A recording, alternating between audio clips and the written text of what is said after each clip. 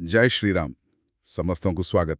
आज आम पुणी थे एकाठी होइछे गोस्वामी तुलसीदासंक अमर कृति श्रीरामचरित मानसर गभीर आलोचना पाई। जय श्रीराम। आज आम मानसर बालकांड्रु एमिति गोटे जगह को जिबा माने जोठी गोटे बहुत बड़ प्रश्न उठिछि स्वयं प्रभु श्रीरामंक प्रकृत स्वरूप को नहीं गोटे संदेह। हाँ आउ एटा खाली गोटे कहानीर प्रश्न नुहे आज्ञा, एटा गोटे दार्शनिक प्रश्न, बहुत गभीर, युग युग धरी ए प्रश्न आसीछि। आ सबुठु मजा कथा हेउछि आमे देखिबा केमिति महर्षि याज्ञवल्क्य एहार उत्तर दउछंती। सीधा उत्तर को न जाई प्रथमे केमिति गोटे भूमिका तैयारी करूछंती, राम कथार महिमा कहउछंती। एकदम सेटा बहुत गुरुत्वपूर्ण। तेणु आमे जो दोहा आउ चौपाई गुड़िक आलोचना करिबा तार भीतर कथा माने गूढ़ अर्थ को पूरा बुझिबाकू हेले आमर अनुरोध आपण माने आलोचनाटी शेष जाए धैर्य धरी शुणंतु। हाँ निश्चय। आउ जदि एमती आध्यात्मिक कथा ज्ञानर कथा आपणंकु भल लगुची तेबे आम चैनल को सब्सक्राइब करबाकू भूलिबेनी। हौ ताहले चालंतु बेसी देरी न करी सीधा से दोहारु आरंभ करिबा। आज्ञा। मु बालकांडरु सेही दोहाटी पढुची। दोहा संख्या हेउची 46 माने 46। प्रभु सोई राम की अपर को जाई जपत त्रिपुरारी सत्यधाम सर्वज्ञ तुमे केहु विवेक विचारी 46। बहुत सुंदर पढ़िले। एठी देखंतु प्रश्न करूचंती महर्षि भरद्वाज और काहाकू पचारुचंती ना महर्षि याज्ञवल्क्यंकु। और प्रश्नटा कौन देखंतु से कहउचंती हे प्रभु जो रामंक ना निजे त्रिपुरारी माने शिव जे त्रिपुरासुर को मारी थिले। एकदम ठीक, भगवान शिव।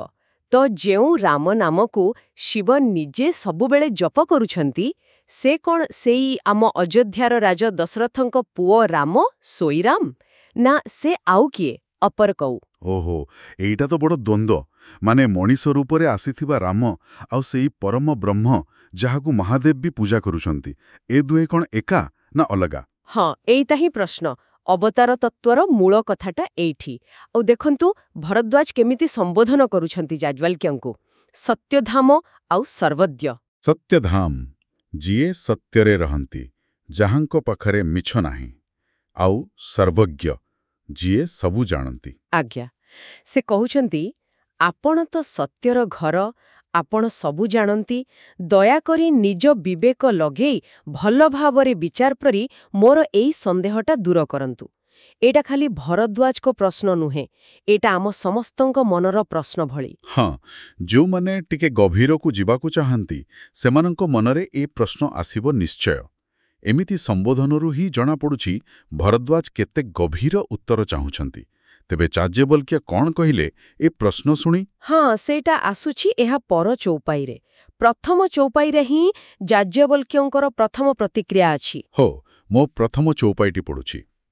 जैसे मिटे मोर भ्रम भारी कहु सो कथा नाथ विस्तारी याज्ञवल्क्य बोले मुस्काई तुम्हें विदित रघुपति प्रभुताई। एठी भरद्वाज आहुरी विनयरे कहउचंती हे नाथ जेमिति मोर ए जो बड़ भ्रमटा अछि पूरापूरी चाली जीव सेमिति भावरे से कथाटा पूरा विस्तार करी कुहंतु। केते आंतरिकता केते जानिबार इच्छा। किंतु याज्ञवल्क्यंक उत्तर टिके आश्चर्य लागुछि। से हसुछंती। याज्ञवल्क्य बोले मुस्काई एहार माने कौन से कौन प्रश्नटा को हल्का भावे नेले।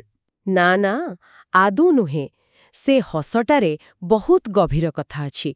एमिति नुहे जे से प्रश्न को छोट भाबिले बरं से जणै देउछंती जे से प्रश्नकर्तांकु भल भावरे जानिछंती। से हसी हसी कहउछंती तुम्हि विदित रघुपति प्रभुताई। अरे रघुपति श्रीरामंक महिमा तांकर प्रभुत्व से सब तो तमको आगरु जणा।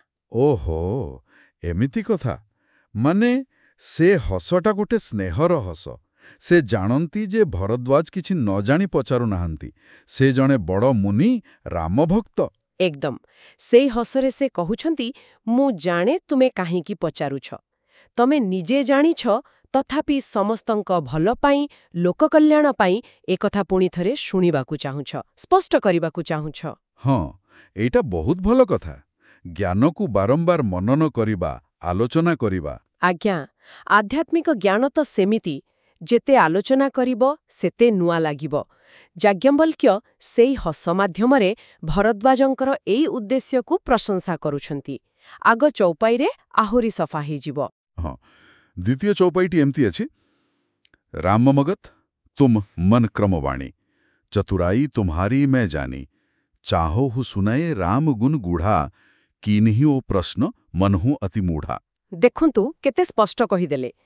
ରାମ ମଗତ ତୁମ୍ହ ମନକ୍ରମ ବାଣୀ, ମାନେ ଆପଣ ଯେ ମନ, କର୍ମ, ବଚନରେ ରାମଙ୍କର ଏକଦମ ନିଜର ଭକ୍ତ, ସେ କଥା ମୁଁ ଜାଣେ। ଆଉ ଚତୁରାଇ ତୁମ୍ହାରି ମେ ଜାନି, ତମର ଏଇ ଯୋଉ ଚତୁରପଣିଆ, ସେଇଟା ବି ମୁଁ ବୁଝିପାରୁଛି। କୋଉ ଚତୁରପୁଣିଆ କଥା କହୁଛନ୍ତି? ଏଇଟା ଟିକେ ସ୍ପଷ୍ଟ ହଉନି। ସେ ତୁରନ୍ତ ସ୍ପଷ୍ଟ କରୁଛନ୍ତି, ଚାହ ଶୁଣେ ରାମଗୁଣ ଗୁଢ଼ା।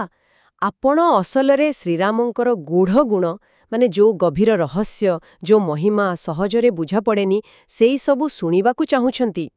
ସେଥିପାଇଁ କିନ୍ହିଓ ପ୍ରଶ୍ନ ମନହୁ ଅତି ମୂଢ଼ା, ଆପଣ ଏମିତି ଗୋଟେ ପ୍ରଶ୍ନ ପଚାରିଛନ୍ତି ଯୋଉଟା ବାହାରକୁ ଶୁଣିଲେ ଲାଗିବ ଯେମିତି କୋଉ ସାଧାରଣ ଲୋକ ବା କିଛି ନ ଜାଣିଲା ଲୋକ ମୂଢ଼ ପଚାରୁଛି। ବୁଝିଲି, ଯେମିତି ଜଣେ ଏତେ ବଡ଼ ରାମଭକ୍ତ ହେଇ ପୁଣି ରାମଙ୍କୁ ନେଇ ସନ୍ଦେହ କରୁଛି।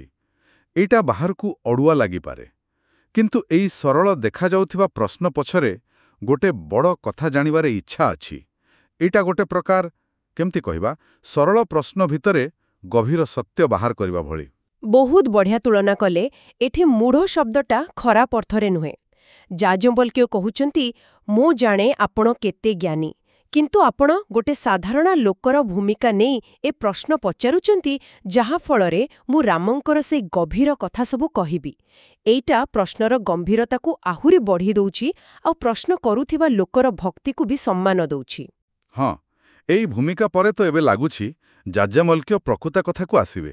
ତୃତୀୟ ଚୌପାଇଟି ଶୁଣିବା, ତାତ୍ ସୁନହୁ ସାଦର ମନୁଲାଇ, କହୋ ରାମ କେ କଥା ସୁହାଇ, ମହାମୋହ ମହିଷସୁ ବିଶାଲା, ରାମ କଥା କାଲିକା କରାଲା। ହଁ, ଏବେ ଯାଜ୍ଞବଲ୍କ୍ୟ ମୌଳ କଥାକୁ ଆସୁଛନ୍ତି, କିନ୍ତୁ ଦେଖନ୍ତୁ ସିଧା ସେଇ ପ୍ରଶ୍ନର ଉତ୍ତର ଦେଉନାହାନ୍ତି। ଆଗେ ରାମ କଥାର ମହତ୍ତ୍ୱ କହୁଛନ୍ତି, କେତେ ସ୍ନେହରେ ତାତ୍ ବୋଲି ଡାକୁଛନ୍ତି, ଯେମିତି ନିଜ ପୁଅକୁ କହୁଛନ୍ତି, ହେ ତାତ୍, ଆଦରର ସହିତ ପୁରା ମନ ଲଗେଇ ଶୁଣ। ମୁଁ ଏବେ ରାମଙ୍କର ସୁନ୍ଦର, ଭାରି ବଢ଼ିଆ କଥା, ସୁହାଇ କଥା କହୁଛି। କିନ୍ତୁ ପରଧାଡ଼ିଟା ତ ବେଶ ଡର ଲାଗିଲା ଭଳିଆ। ମହାମୋହୁ ମହିଷେ ସୁବିଶାଲା, ରାମ କଥା କାଲିକା କରାଲା। ଏହାର ମାନେ କ'ଣ? ଏଇଟା ଗୋଟେ ବହୁତ ଶକ୍ତିଶାଳୀ ଉପମା। ଯାଜ୍ଞବଲ୍କ୍ୟ କହୁଛନ୍ତି, ମହାମୋହୁ ମହିଷେଷୁ ବିଶାଲା।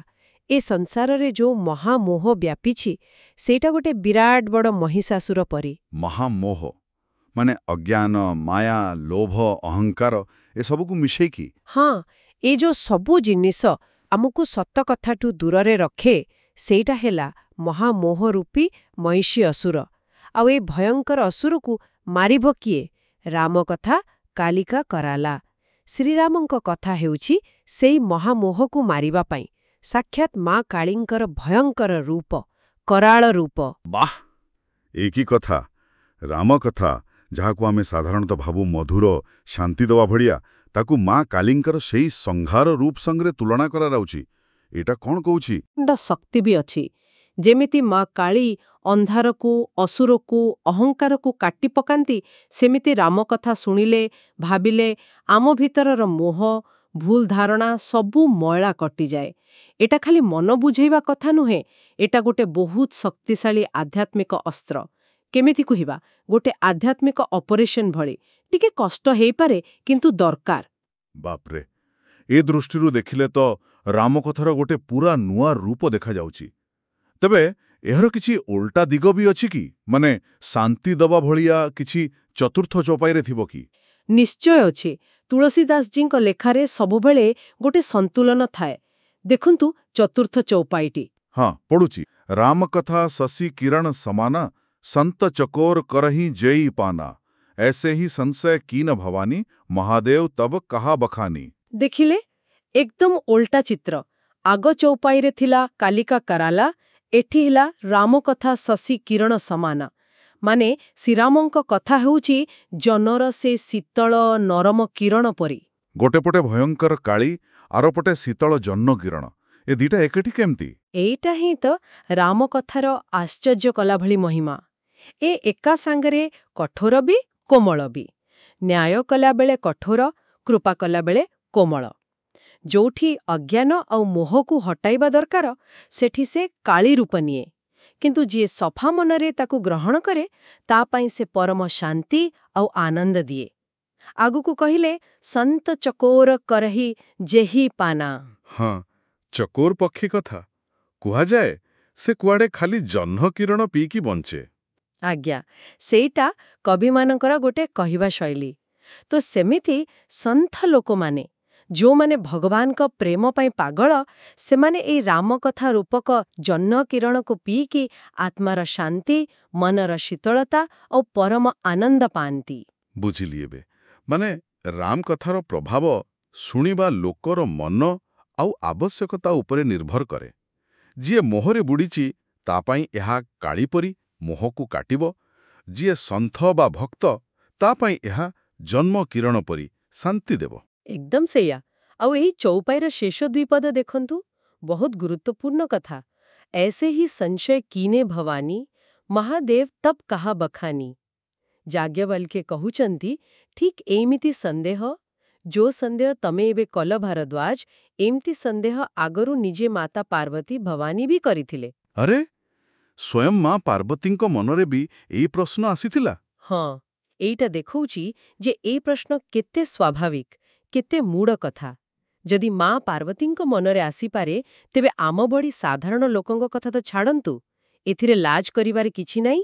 ଆଉ ଯେତେବେଳେ ପାର୍ବତୀ ଏମିତି ପଚାରିଲେ, ମହାଦେବ ତବ୍ କାହା ବଖାନି, ସେତେବେଳେ ନିଜେ ଭଗବାନ ଶିବ, ତାଙ୍କ ସ୍ୱାମୀ ଆଉ ଆଦିଗୁରୁ, ସେ ପୁରା କଥାଟାକୁ ଭଲ ଭାବରେ ବୁଝେଇକି କହିଥିଲେ। ଓହୋ, ତାହେଲେ ଯାଜ୍ଞବଲ୍କ୍ୟ ଯାହା କହିବାକୁ ଯାଉଛନ୍ତି, ସେଇଟା ଅସଲରେ ସେଇ ଶିବ ପାର୍ବତୀଙ୍କ ଭିତରେ ହେଇଥିବା କଥାବାର୍ତ୍ତା। ନିଶ୍ଚୟ, ଏଇଟା ତ ରାମକଥାର ମହତ୍ୱକୁ ଆହୁରି ବଢ଼େଇ ଦେଲା।